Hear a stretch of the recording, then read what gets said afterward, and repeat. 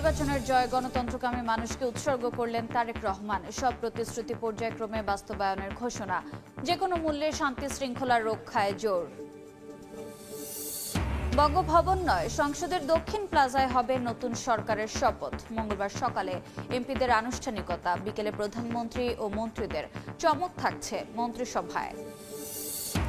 বিরোধী দল হিসেবে সংসদে কার্যকর ভূমিকা রাখবে জামাত। সরকারের গঠনমূলক সমালোচনায় গণতন্ত্র শক্তিশালী করার আশা আমিরের। জুলাইয়ের চেতনা সমুন্নত রাখার প্রত্যয়। ময়মনসিংহের 11টি আসনের সবগুলোতেই নতুন মুখ। প্রতিশ্রুতি পূরণ করবেন জয়ীরা।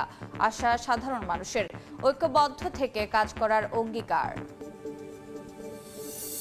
এবং অর্থবছরের প্রথম 7 মাসে রফতানিতে ভাটা, আশার আলো জাগাচ্ছে ওষুধ, চামড়াজাত সহ আলোচনার বাইরে থাকা পণ্য।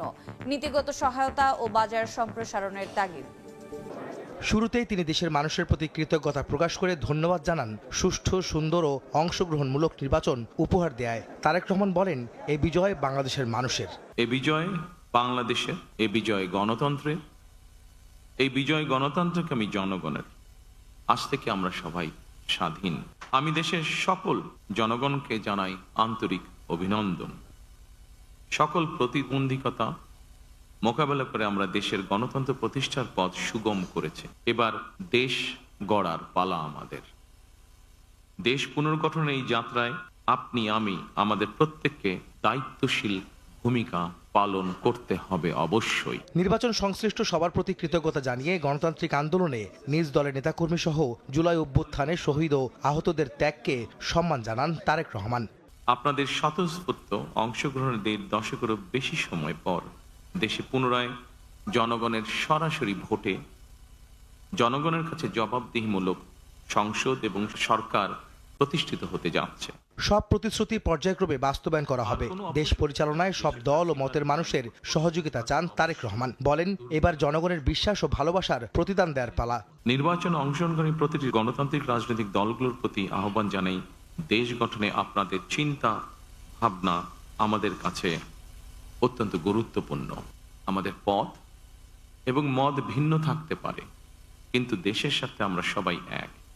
আমি বিশ্বাস করি জাতীয় ঐক্য আমাদের শক্তি, বিভাজন আমাদের দুর্বলতা।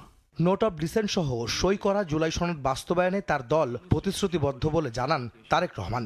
কয়েকটি বিষয়ে নোট অফ ডিসেন্ট দিয়ে বিএনপি জুলাই সনদেও স্বাক্ষর করেছে। আমরা জনগণের কাছে প্রতিশ্রুতিবদ্ধ, প্রত্যাশিত প্রতিটি অঙ্গীকার পর্যায়ক্রমিকভাবে বাস্তবায়ন করব ইনশাআল্লাহ। বিএনপি চেয়ারম্যান বলেন, কোনো অন্যায় বা বেআইনি কাজ বরদাস্ত করা হবে না। বিরোধ যেন প্রতিহিংসায় রূপ না নেয়, সেজন্য সবার প্রতি আহ্বান জানান তিনি। জানান, সবার জন্য আইন হবে সমান। আমার বক্তব্য স্পষ্ট, যে কোনো মূল্যে অবশ্যই শান্তি এবং শৃঙ্খলা বজায় রাখতে হবে। কোনো রকমের অন্যায় কিংবা বেআইনি কর্মকাণ্ড আমরা বরদাস্ত করব না। সাংবাদিকদের প্রশ্নের জবাবে তারেক রহমান বলেন, নির্বাচনে জিততে জনগণের মন জয় করাই ছিল বিএনপির মূল লক্ষ্য। আওয়ামী লীগ ইস্যুতেও কথা বলেন বিএনপি চেয়ারম্যান। ভারতের সাথে সম্পর্ক প্রসঙ্গে বলেন, দেশের স্বার্থ রক্ষা করাই হবে সব দেশের সাথে সম্পর্ক। 200-র বেশি আসন পাওয়ার জন্য আপনাকে কোনো ইঞ্জিনিয়ারিং করতে হইল কিনা? জনগণকে কনভিন্স করাটাই হচ্ছে আমাদের ইঞ্জিনিয়ারিং। আমাদের যে ইঞ্জিনিয়ারিংটা ছিল সেটা হচ্ছে জনগণকে আমাদের পক্ষে নিয়ে আসা। সেটাতে আলহামদুলিল্লাহ আমরা সফল হয়েছি। জনগণকে কনভিন্স করে একটি সুষ্ঠু সুন্দর পরিবেশ এনশিওর করাটাই ছিল আপনার প্রথম প্রশ্নের উত্তর। We have cleared ourselves regarding the foreign policy, which is the interest of Bangladesh and the interest of Bangladeshi people comes first. ফ্যাসিবাদের হাত থেকে দেশকে রক্ষা করতে সবাইকে ঐক্যবদ্ধ থাকার আহ্বান জানান বিএনপি চেয়ারম্যান। আর কোনো অপশক্তি যাতে দেশে ফ্যাসিবাদ কায়েম করতে না পারে, দেশকে তাবেদার রাষ্ট্রে পরিণত করতে না পারে, এজন্য আমরা সকলে ইনশাআল্লাহ ঐক্যবদ্ধ থাকবো এবং থাকতে হবে।